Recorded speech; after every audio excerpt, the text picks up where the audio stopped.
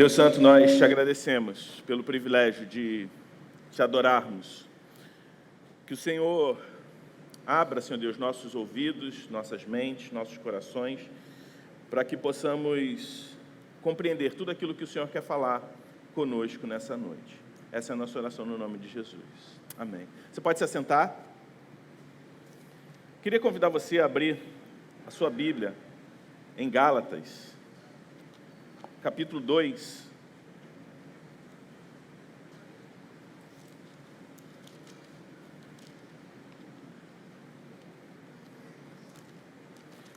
Do versículo 1 ao versículo 10. Não, do versículo 11 ao versículo 14. Você se lembra da nossa última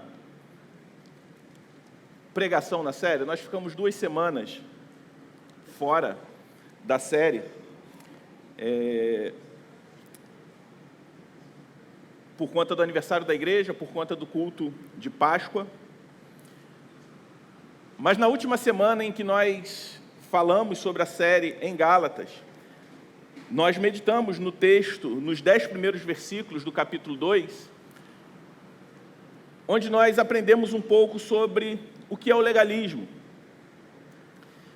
E nós vimos ali o apóstolo Paulo, ele advertindo que o legalismo se dá muitas vezes em fazer a coisa certa com a crença errada. Hoje nós estamos dando continuidade a esse capítulo. Eu convido você a acompanhar o texto que diz assim, a partir do versículo 11 até o versículo 21, a palavra de Deus diz assim: Quando, porém, Cefas veio a Antioquia, resisti-lhe face a face, porque havia se tornado repreensível. De fato, antes de chegarem alguns da parte de Tiago, ele comia com os gentios. Quando, porém, chegaram, começou a afastar-se. Por fim, separou-se, temendo os da circuncisão. E também os demais judeus se fizeram hipócritas juntamente com ele, a ponto de o próprio Barnabé ter se deixado levar pela hipocrisia deles. Quando, porém, vi que não procediam corretamente, segundo a verdade do Evangelho, disse a Cefas, na presença de todos: Você que é judeu, vive como gentio, e não como judeu. Por que quer obrigar os gentios a viverem como judeus?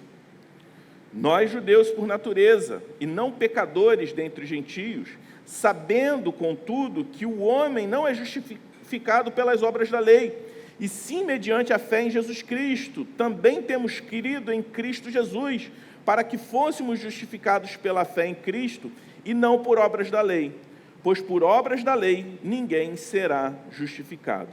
Mas se nós, procurando ser justificados em Cristo, fomos também achados pecadores, será que isso significa que Cristo é ministro do pecado? De modo nenhum.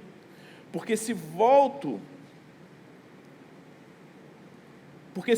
a edificar aquilo que destruí, a mim mesmo constituo transgressor, porque eu, mediante a própria lei, morri para a lei, a fim de viver para Deus. Estou crucificado com Cristo. Logo, já não sou eu quem vive, mas Cristo vive em mim. E esse viver que agora tenho na carne, vivo pela fé no Filho de Deus, que me amou e se entregou por mim. Não anulo a graça de Deus, pois se a justiça é mediante a lei, segue-se que Cristo morreu em vão. Hoje nós vemos aqui um dos episódios mais significativos e talvez mais dramáticos de toda a Escritura. Essa imagem projetada aqui, nessa segunda parte do capítulo 2 de Gálatas, especialmente entre os capítulos 11 e 14, é, de uma certa forma, o oposto da imagem que nós vemos nos 10 primeiros versículos. O que nós vemos agora, ao invés do comportamento correto com a crença errada, nós vemos a crença correta mas com comportamento errado.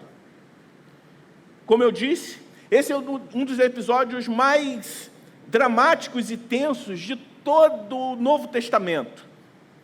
Paulo, o apóstolo, confronta publicamente Pedro, aqui escrito como Cefas, que também era apóstolo, e ele o confronta publicamente. Só que a gente precisa entender o contexto anterior, o contexto por trás desse confronto, para que a gente possa entender, obrigado, Eduardo, a motivação de Paulo a confrontar Pedro. Se você está com o seu planner aí de pregação, que a igreja presenteou a você, se você não tem, se tiver algum exemplar ali no balcão de conexão, no final do culto você pode retirar.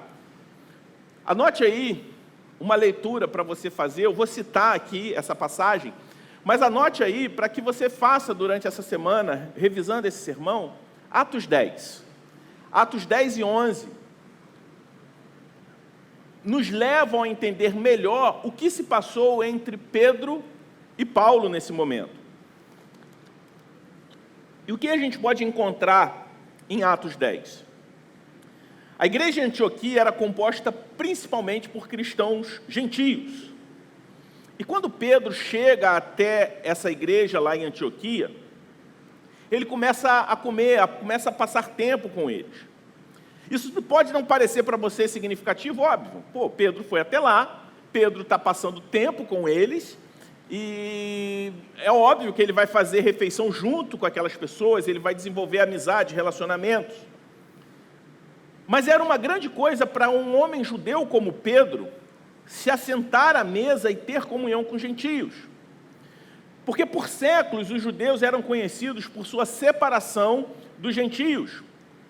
Sob o contexto da antiga aliança, Deus havia estabelecido certas leis dietéticas e outros mandamentos distintos que impediam que os judeus se misturassem com os gentios.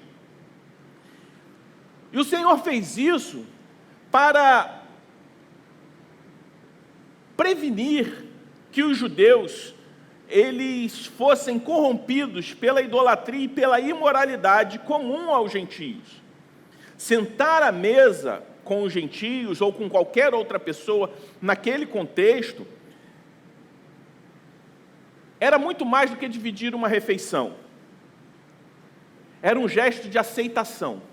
Logo, sentar à mesa com o gentio, o judeu sentar com o gentio, era considerado algo impuro. A comunhão à mesa era mais do que convidar alguém para dividir uma refeição. Era muito mais do que estar do lado do outro. É muito mais do que talvez para você ir numa praça de alimentação do shopping e você ter que comer ali naquela bancada e não tem uma mesa porque está lotado e você vai se sentar ao lado de alguém que você nem conhece e vai fazer aquela refeição ali. É muito mais do que isso. Era considerado um sinal de aceitação e de aprovação. E é por isso que o estabelecimento judeu ali fica espantado quando vê Jesus, por exemplo, como a gente viu em Marcos 2,16, na série que a gente teve em 2022 e 2023, nós vemos que um estabelecimento judeu fica espantado quando vê Jesus comendo, fazendo refeições ao lado de cobradores de impostos e de pecadores. Porque o sentar à mesa, o partilhar uma refeição, era um gesto de aprovação e aceitação. Mas aconteceu algo com Pedro, registrado lá em Atos 10, como eu disse, que mudou esse paradigma do Pedro, mesmo sendo ele um homem judeu. No capítulo 10 de Atos, Cornélio, um gentio devoto a Deus, convertido, ele recebe uma visão por parte de Deus, onde um anjo o instrui a chamar Pedro até a sua casa. Enquanto isso, Pedro estava em Jope, e ele tem também uma visão de um grande pano com animais considerados impuros pela lei dietética dos judeus, e sendo instruído por Deus a considerar esses animais agora, que antes, na antiga aliança, eram impuros, como puros. Nele havia todos os tipos de animais de quatro patas, répteis da terra, as aves do céu. Graças a essa revelação que Deus deu a Pedro, nós podemos degustar um leitão à pururuca, senão estaríamos hoje escravos de uma lei que nos proibiria isso. E uma voz vinda do alto diz para Pedro: levanta-te, Pedro, mata e come. O famoso versículo que é o terror dos veganos e a alegria dos amantes do churrasco. E Pedro, no primeiro momento, ele diz: de maneira nenhuma, Senhor, jamais eu comeria esse tipo de animal impuro. Novamente, pela segunda vez, a voz do alto vai até a Pedro e diz: o que Deus purificou não pode ser considerado impuro. E isso acontece 3 vezes. E então aquele pano é recolhido aos céus. E a partir disso, essa questão do Antigo Testamento, essa dieta, essa lei dietética do Antigo Testamento, ela cai por terra. Logo depois, os mensageiros de Cornélio chegam e convidam Pedro a visitar a casa de Cornélio. Pedro, guiado pelo Espírito Santo, concorda em ir, desafiando as leis judaicas de associação com os gentios, e vai até a casa de Cornélio. E ao chegar à casa de Cornélio, o que Pedro faz? Ele encontra uma grande multidão reunida, incluindo familiares e amigos de Cornélio, todo mundo gentio, todo mundo, um número enorme de pessoas ali, que no passado, na antiga aliança, jamais Pedro teria comunhão, jamais ele se identificaria culturalmente, pessoalmente, socialmente com aquelas pessoas, e também religiosamente. E o que Pedro faz? Ele prega o Evangelho. Ele vê aqueles que no passado antes eram inimigos como seu campo missionário. E na pregação de Pedro, naquele momento, ele diz que Deus não faz acepção de pessoas, que Jesus Cristo é o Senhor de todo tipo de gente que se rende a Ele, independente da sua nacionalidade, cultura, status social, etnia, tudo. O Senhor é Deus, Jesus Cristo é Senhor de todos aqueles que o recebem. E ao retornar a Jerusalém, Pedro, ele enfrenta críticas. Mas naquele episódio, ali na casa de Cornélio, Pedro, ele não só compreende, mas demonstra que os gentios também estão incluídos no plano de salvação de Deus, no plano redentor de Deus para a humanidade. E ao retornar a Jerusalém, ele enfrenta essas críticas por cristãos judeus e não judeus não convertidos ao cristianismo. É bom observar isso, essa crítica vem de cristãos judeus que ficam chocados com a associação de Pedro a gentios. No entanto, Pedro explica seu encontro com Cornélio e como Deus demonstrou a sua aceitação dos gentios ao derramar o Espírito Santo sobre os gentios. Isso leva os cristãos judeus a glorificar a Deus por conceder aos gentios o derramar do Espírito e o arrependimento para a salvação. Com esse pano de fundo em mente, o confronto de Paulo com Pedro em Gálatas 2, a partir do versículo 11, ele começa a ganhar mais sentido para a gente. Gálatas 2,12 diz que Pedro costumava comer com os gentios,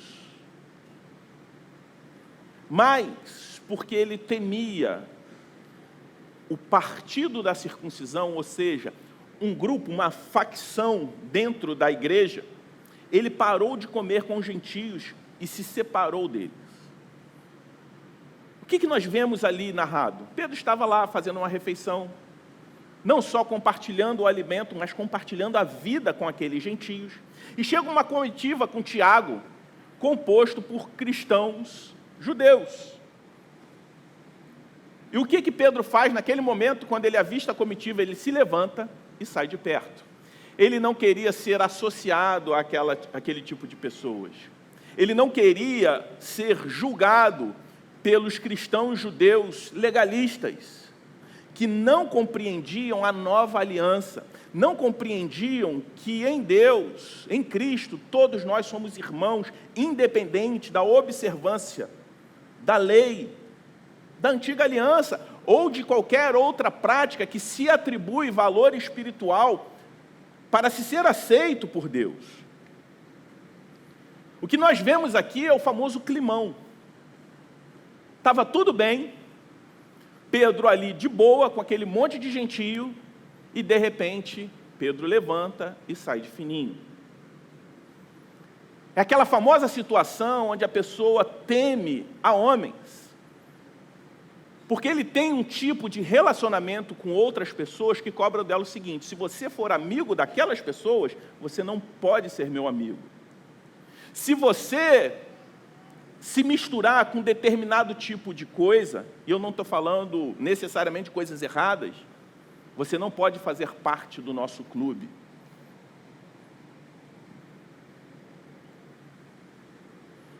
E isso é muito triste, porque a gente está falando de Pedro, o apóstolo que havia levado o evangelho aos gentios, em Atos 10, lá na casa de Cornélio. E esse episódio ele se torna pior, porque o que nós vemos aqui? Outros crentes começam a seguir o exemplo de Pedro, incluindo Barnabé. Justamente Barnabé, o homem que havia ajudado a iniciar a igreja em Antioquia, uma igreja de gentios, para os gentios. Ele estava aderindo, ele estava imitando a prática pecaminosa de Pedro. Sim, Pedro ali estava pecando gravemente contra o evangelho. A palavra de Deus diz que ele se tornou reprovável.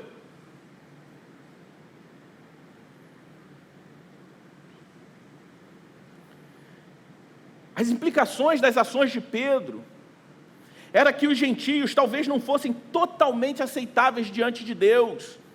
O que ele demonstrou foi isso. A demonstração prática de Pedro foi essa.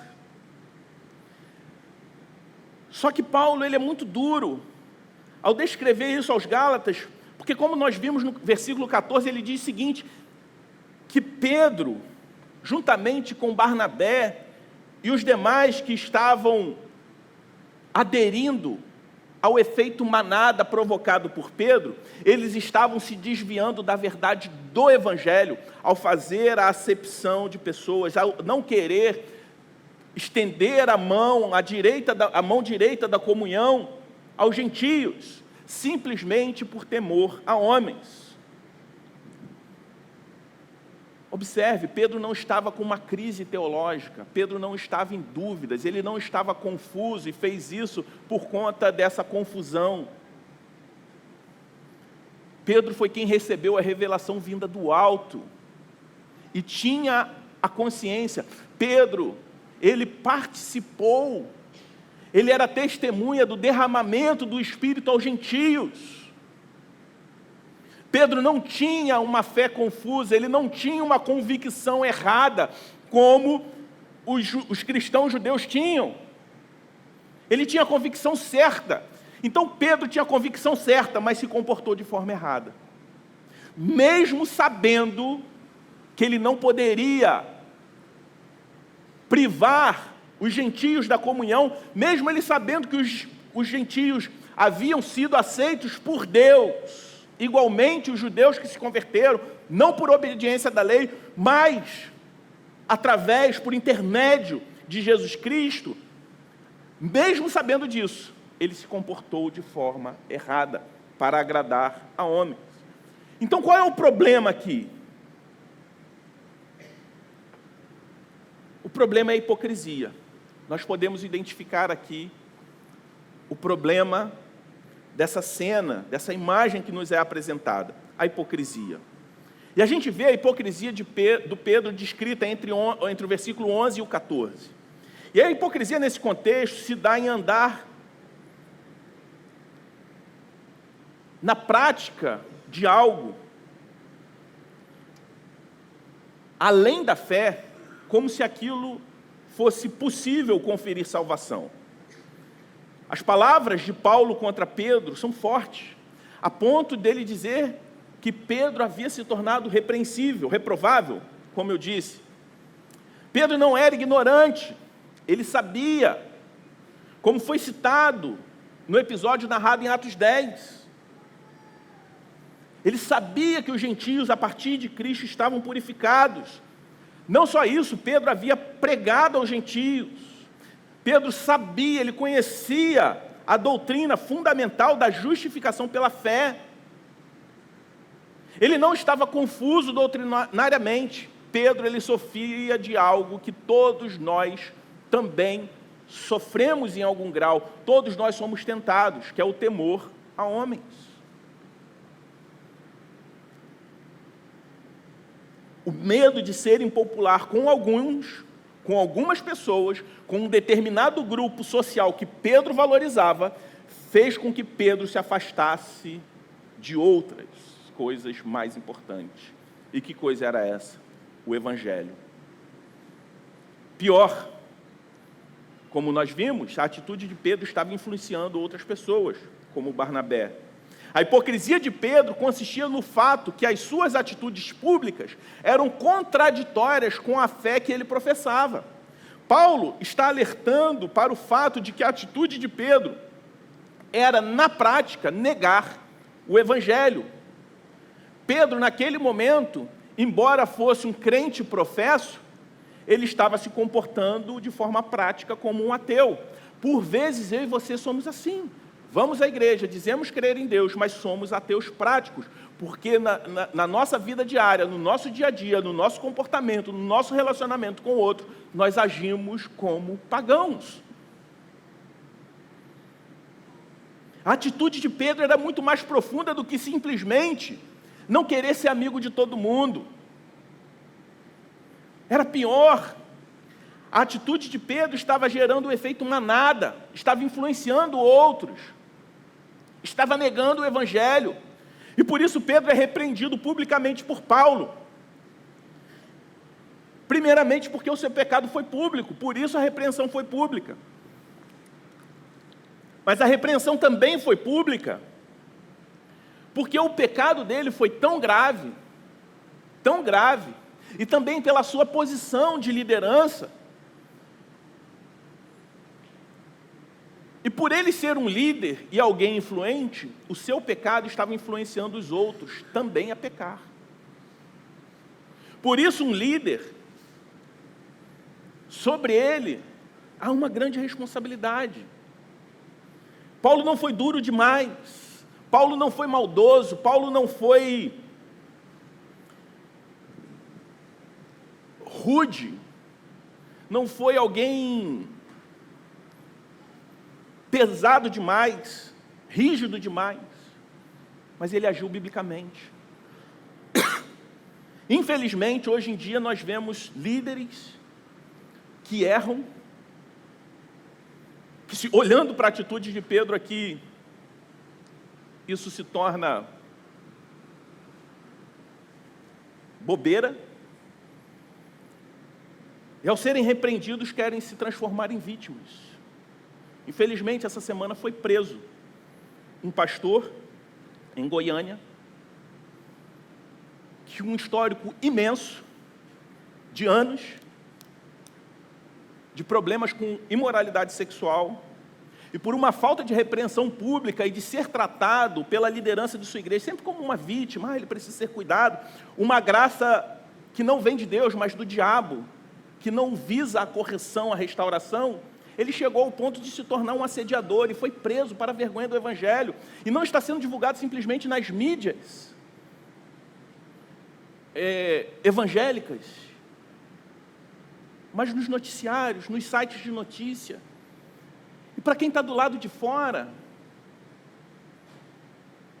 o que importa é que ali está um pastor, independente de qual tradição que ele é, se nós julgamos bom ou ruim, é o testemunho da igreja de Cristo sendo manchado. Então, quando nós vemos Paulo agindo assim com Pedro, ele está agindo de forma amorosa, não só para com a igreja de Cristo, com o nome de Cristo, mas também em relação ao próprio Pedro, para que haja arrependimento e que esse pecado pare não só de influenciar outras pessoas, mas não tome uma proporção enorme na vida do apóstolo Pedro. Paulo não passou do ponto.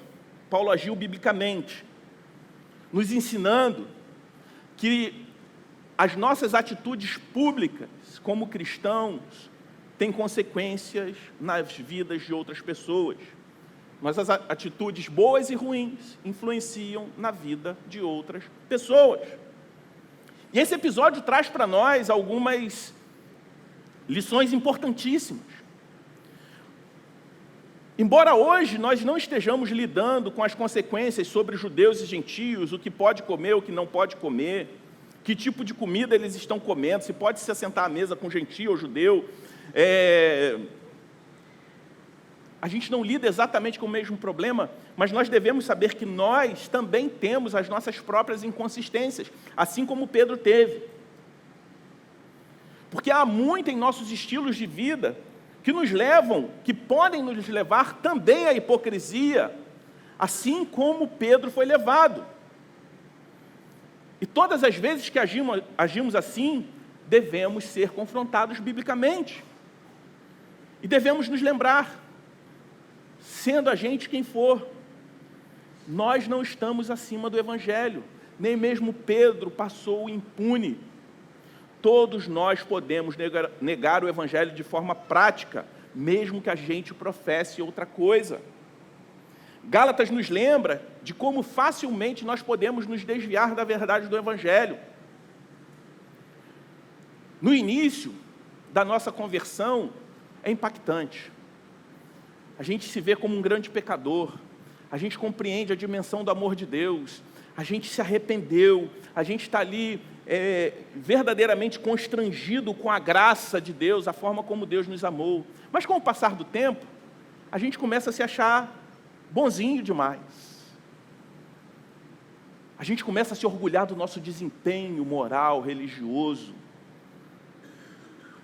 E sem perceber, a gente está ganhando o mesmo status que aqueles homens judeus e o próprio Pedro estava ganhando, de sermos legalistas, de fazermos até mesmo das coisas boas que a palavra de Deus nos ensina como um instrumento de orgulho espiritual, achando que nós estamos de alguma forma ganhando o favor de Deus por conta dessas práticas. Estamos criando castas diferentes de cristãos a partir daquilo que a gente se orgulha espiritualmente, que a gente faz, e a gente começa a se achar superior a outros, porque a gente se esqueceu de quem a gente era no momento em que nós fomos alcançados por Deus. E só porque a gente progrediu, e esse é o caminho natural da vida cristã, o progresso espiritual, o testemunho, a vida em santidade, a gente começa a se achar melhor e tratar com diferença aqueles que talvez ainda não estejam vivendo da forma como nós vivemos.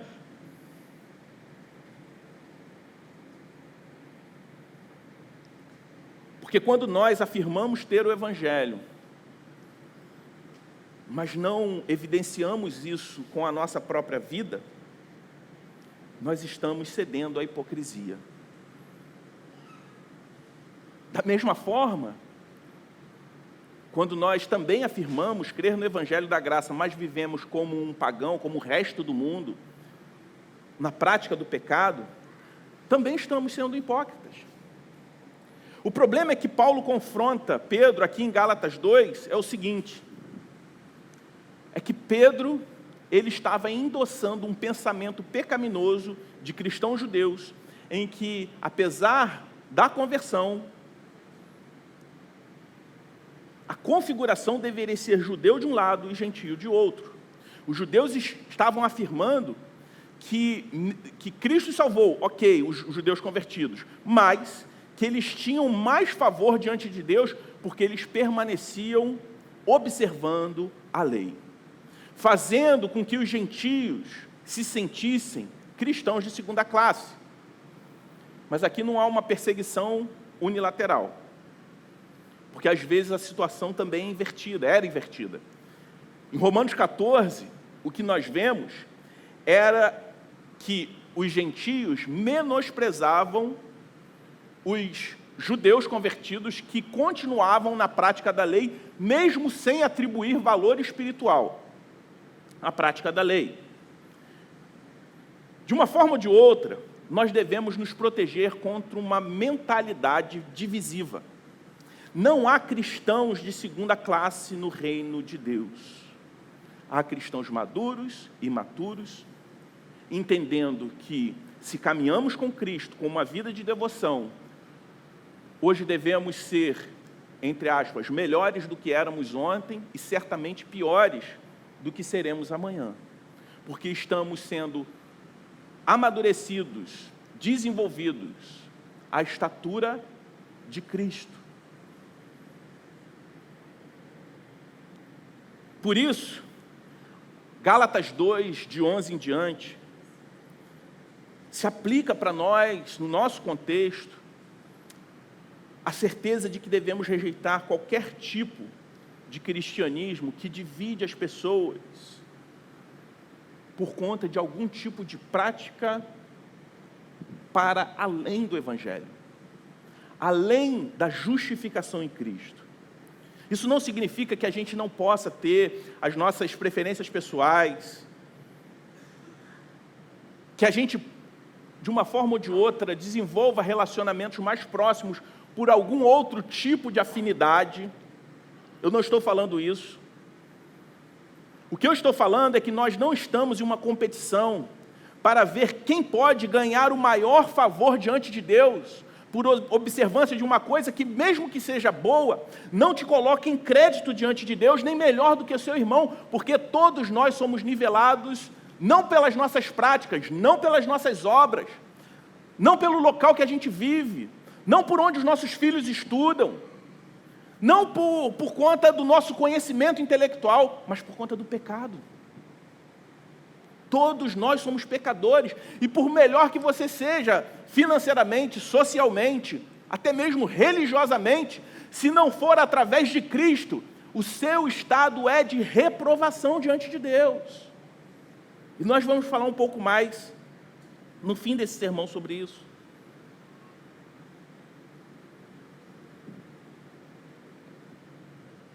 O que Deus nos fala é que nós devemos unir os braços com outros crentes e banir o legalismo e a hipocrisia do meio da igreja. E isso começa dentro das nossas igrejas locais. Devemos apontar uns aos outros para o Evangelho e para a verdade da palavra de Deus. Mas quantas vezes, por conta de temor a homens, por medo da avaliação dos outros, por associação a pessoas que não atendem os requisitos de determinados grupos, nós temos negligenciado o amor e a comunhão a outras pessoas.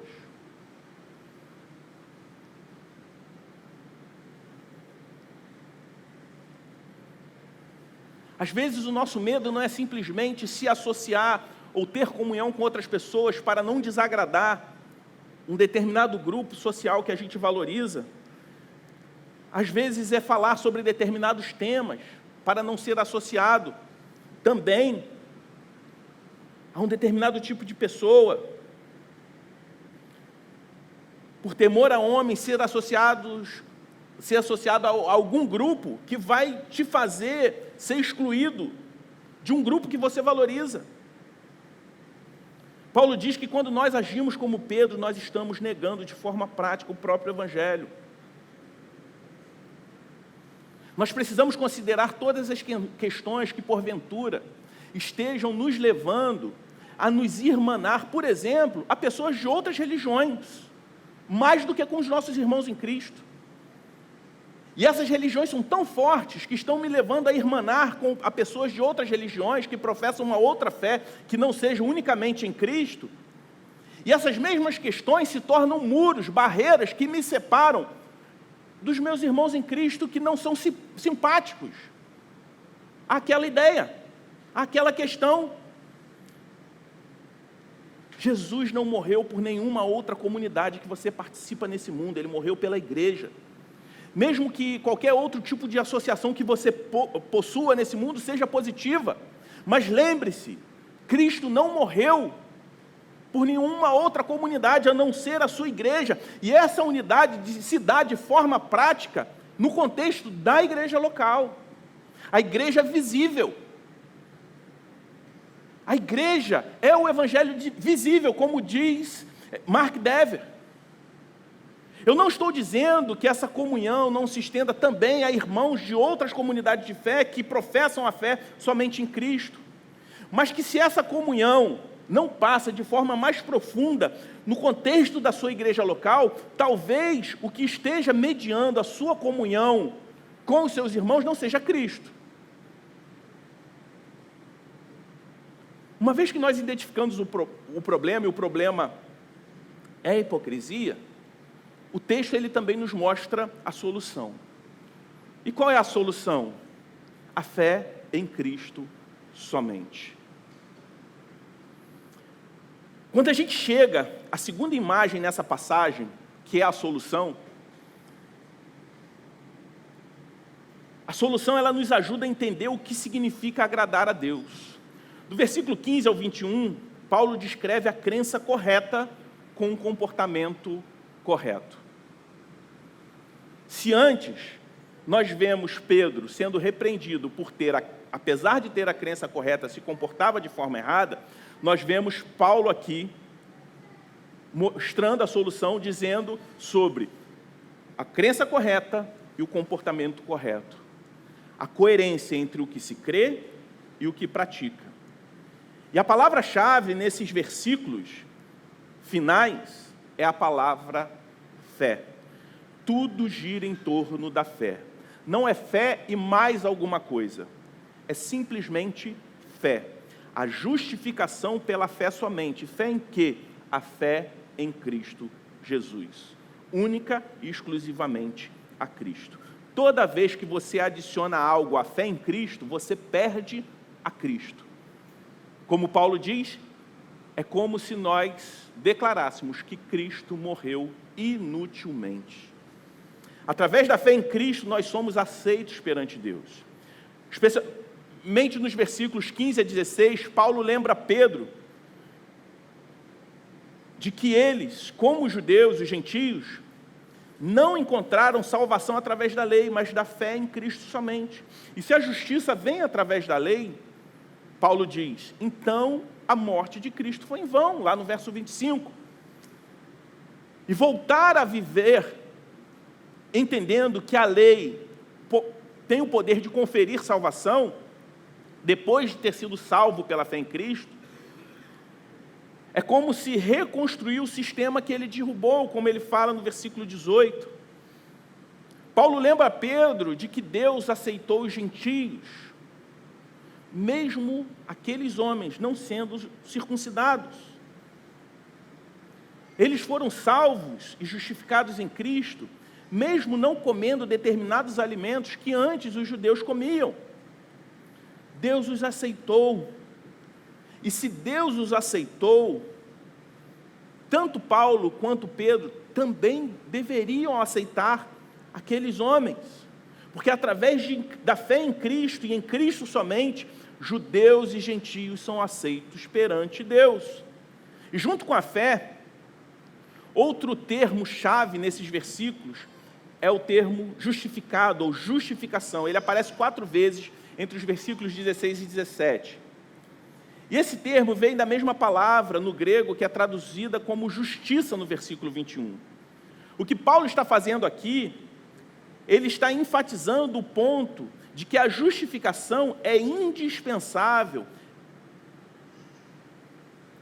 para a forma como nós pensamos a respeito do Evangelho e como nós pensamos também a vida cristã. Então, o que significa justificação? Justificação é o ato gracioso de Deus pelo qual o próprio Senhor declara um pecador justo somente através da fé em Cristo Jesus. Então, primeiramente, justificação é um ato gracioso de Deus. É a partir do amor de Deus por nós e não pelo que nós fazemos para Ele. No versículo final, no final do versículo 16, Paulo diz o seguinte: isso significa que ninguém é justo diante de Deus. Não há nada no homem que possa torná-lo justo diante de Deus.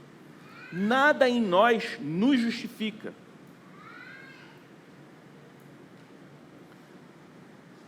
Nada em nós justifica, nada em nós nos dá mérito. Nada provoca em Deus, nada em nós provoca em Deus a sua iniciativa em nos salvar. A justificação é tudo sobre a graça. A ponto de dizer que a própria fé é uma evidência da graça de Deus. Nós somos justificados pela fé, mas em resposta à graça de Deus em nós. Porque em nosso estado natural, nem mesmo a fé nós podemos produzir antes.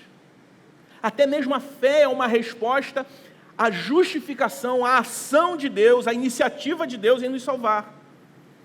Em segundo lugar, a justificação é um ato gracioso de Deus, pelo qual Deus declara justo. É uma declaração de Deus a pecadores. A imagem aqui dessa palavra nos remete a um juiz, declarando justo em seu julgamento alguém que era culpado.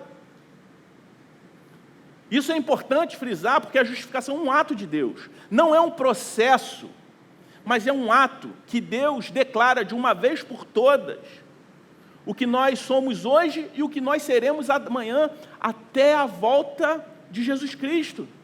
Nós somos justos, justificados, antes mesmo da gente ser capaz de praticar qualquer boa obra. É um ato de Deus e perpétuo, onde você é justificado para sempre. É por isso que em Romanos 5:1, Paulo diz: sendo, pois, justificados pela fé, temos paz com Deus, nosso Senhor, Jesus Cristo. Na justificação, Deus pega um pecador culpado e o declara justo. Mas o santo juiz do universo não deixa o nosso pecado impune. Nós estávamos em uma rebelião deliberada contra Deus. Éramos merecedores da condenação. E Ele imputa a nossa condenação no seu próprio Filho que não pecou. E isso traz a nós o perdão de Deus uma vez por todas pelos nossos pecados. Deus dá aqui uma declaração imutável de que nós nos tornamos justos aos seus olhos, não pelo que nós praticamos, mas porque o justo sofreu a pena em nosso lugar, sofreu a condenação, a morte em nosso lugar. Logo, nós não somos mais culpados. A justiça de Deus foi imputada em Cristo. Esse é o Evangelho. Mas como assim? Como isso é possível? Como isso pode acontecer? Como eu e você, que somos pecadores e culpados, podemos ser declarados justos? Através da justificação somente em Jesus Cristo. Porque o santo juiz, o justo juiz, atribui a justiça de Cristo na minha conta e na sua conta. Quando nós fazemos o quê? Colocamos, depositamos a nossa confiança somente em Jesus.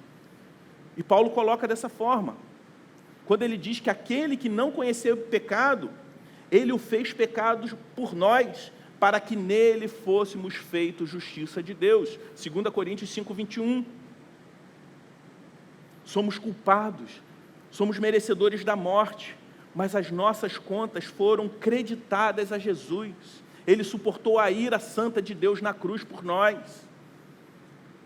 Portanto, eu fico um pouco indignado quando eu ouço cristãos, por exemplo, falando que determinado grupo religioso que não professa uma fé somente em Cristo está à frente de nós crentes em algum determinado tema relevante. Por exemplo, sem desmerecer o valor social, por exemplo, da caridade dos kardecistas. A gente tem que aprender, eles estão à nossa frente. Mas a palavra de Deus diz que os nossos atos de justiça sem Cristo são como trapos de imundície. Tudo que alguém possa fazer não coloca ninguém em crédito diante de Deus. Deus, quando olha para nós, Ele não está nos comparando com pessoas de nenhuma outra religião, porque o paradigma, o padrão de santidade para Deus é o seu próprio Filho. Portanto, só é possível nos tornarmos aceitáveis diante de Deus se estivermos em Cristo. Se a justiça de Cristo for creditada a nós. Tenha em mente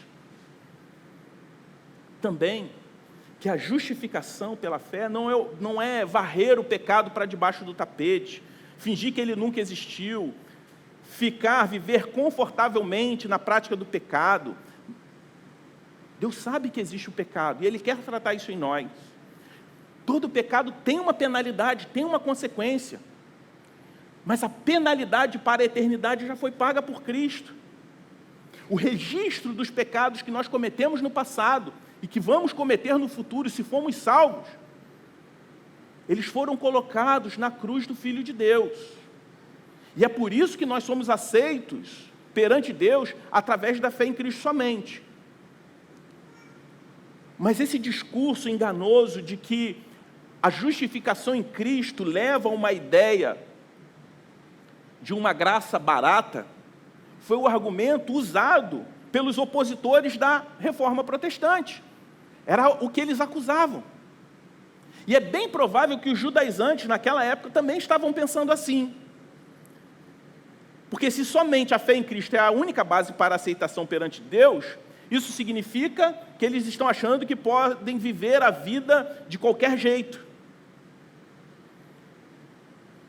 Mas Gálatas 2 nos traz, para concluir, nos traz uma resposta a essa falácia em relação à justificação somente pela fé. Quando Paulo diz que através da fé em Cristo nós estamos vivos para Deus e mortos para o pecado. Matamos a velha natureza e temos uma nova vida em Cristo. Nos versículos 18 em diante, Paulo adverte contra confiar em Cristo e depois voltar a viver como se a sua aceitação perante Deus te desse a liberdade de viver como o velho homem vivia.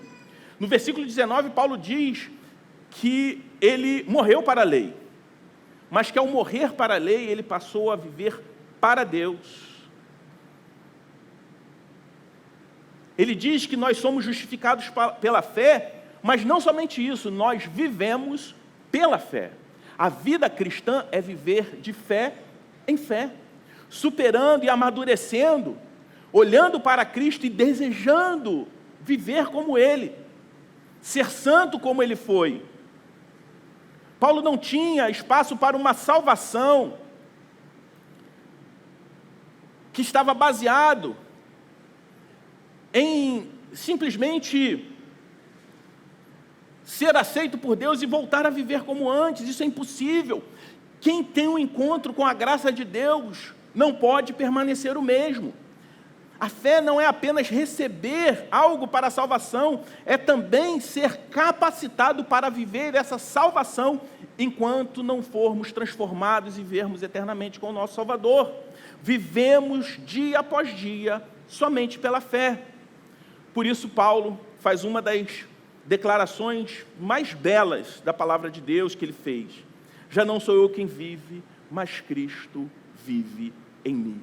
A vida que agora vivo no corpo, vivo pela fé no Filho de Deus, que me amou e se entregou por mim. É uma resposta que não é capaz de pagar, mas é inevitável para aqueles que foram alcançados por tamanho amor. Paulo fala que ele morre para a lei, no versículo 19. E no versículo 20, ele fala sobre viver pela fé. Todos os nossos pecados, passados, presentes e futuros, já foram pagos na cruz.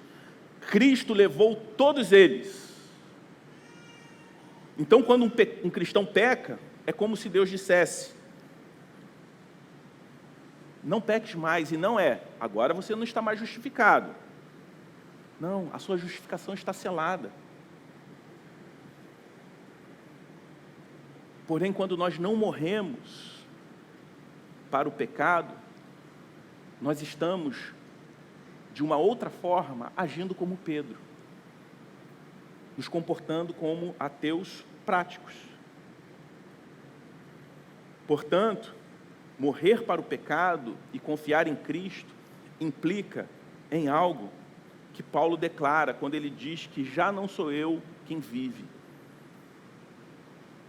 Viver para Deus implica morrer para nós mesmos.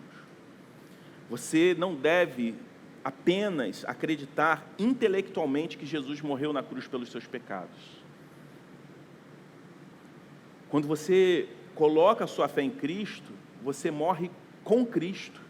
Seu coração de pedra é esmagado, o seu orgulho é destruído e a sua vida precisa ser entregue completamente a Deus. Você morre para o seu velho eu, que era dominado pelo pecado, e agora vive pela fé no Filho de Deus. Quando corremos para Cristo, Ele cobre o nosso pecado. Ele leva todo o nosso pecado sobre si, e o seu sangue nos cobre. Paulo diz que Cristo morreu por nós quando nós ainda éramos pecadores, quando nós ainda éramos inimigos de Deus, de tal forma que nós fomos justificados pelo sangue de Jesus. Então Jesus cobre o nosso pecado, Ele muda as nossas vidas. Quando Paulo diz que foi crucificado com Cristo, ele está praticamente dizendo: não é mais o eu que pensava que o mundo girava ao meu redor. A minha vida não é mais sobre mim, mas é sobre Cristo, porque Cristo vive em mim. Eu gostaria de concluir dizendo que esta é a chave para a vida cristã: a fé em Cristo e em Cristo somente. Não apenas no Cristo que morreu por você, mas no Cristo que precisa ser testemunhado através da sua vida, porque você morreu com Cristo e Cristo vive em você, como Paulo falou. É viver pela fé quando acreditamos em Cristo a cada momento dos nossos dias, a cada decisão, a cada palavra, a cada pensamento, a cada ação. Acreditando em Cristo como nosso sustento, a nossa força, como nosso amor maior, como a nossa principal fonte de alegria, de paz. Acreditamos em Cristo como a nossa principal fonte de satisfação, muito mais do que o dinheiro, do que casas, carros e qualquer outra coisa ou pessoa. Acreditando que em Cristo nós encontramos a verdadeira pureza, a nossa santidade e o nosso poder para vencer o pecado. Isso é o cristianismo. Acreditar que Cristo seja tudo que você precisa para cada momento que você vive, vivendo pela fé única e exclusivamente no Filho de Deus. Quando dependemos de qualquer outra coisa, nós estamos perdidos. Porque tudo nesse mundo passa, tudo nesse mundo é falho. Até a nossa obediência é falha. Por mais que a gente se esforce e a gente consiga ser um exímio obediente em determinada área, certamente falhamos em outras, e Deus não faz esse jogo de balança comigo. Você é muito bom nisso, então eu vou fazer vista grossa para aquelas áreas que você, na sua vida, não está tão legal. Não é assim. Por isso, quando nós vemos um irmão fraco, nós não vemos distinção, porque o que nos nivela não é uma suposta fortaleza que eu tenho e ele não tem, uma suposta obediência que eu tenho e ele não tem, mas é o pecado. E entender que somos igualmente pecadores e fomos igualmente aceitos por Deus. E que na fraqueza do outro, nós somos um instrumento para que ele também seja fortalecido. Porque a dinâmica da vida cristã é essa, é viver e servir um ao outro, amar um ao outro, estendendo a destra da comunhão para pessoas que talvez, se não fosse pelo sacrifício de Jesus, você jamais seria amiga dela. E é isso que espanta o mundo, é isso que confunde o mundo. Ver pessoas que, se não fosse o Evangelho, talvez nem se conhecessem, muito menos fossem amigas, sendo irmãs, tendo Cristo o mediador das nossas principais relações. Essa é uma das belezas do Evangelho, da vida em comunidade. E fazemos isso descansando de que já fomos salvos e justificados por Cristo. E a única coisa que nos resta é responder esse amor, vivendo para Ele de fé em fé. Vamos orar? Pai Santo, nós te louvamos, Senhor, porque se dependesse de nós estaríamos perdidos. Mas o Teu Filho se entregou por nós e hoje nós estamos aqui, aceitos por Ti, salvos pelo Senhor. Obrigado, Senhor Deus, porque a justiça de Cristo foi imputada a nós, mesmo sendo cada um aqui merecedor da condenação. Obrigado, Senhor Deus, por esse amor que nós não podemos explicar. Por isso nós te pedimos, se porventura há pessoas aqui que até o dia de hoje estavam caminhando, tentando se salvar pelo seu próprio esforço, e que hoje se encontram cansados e sobrecarregados, que eles possam depositar o seu fardo, o seu pecado na cruz do Teu Filho, e entender que em Cristo eles vão receber descanso, alívio e terão as suas vidas transformadas, não mais escravos do pecado, mas filhos do Senhor, para a honra e glória do Teu nome. Oramos assim no nome de Jesus.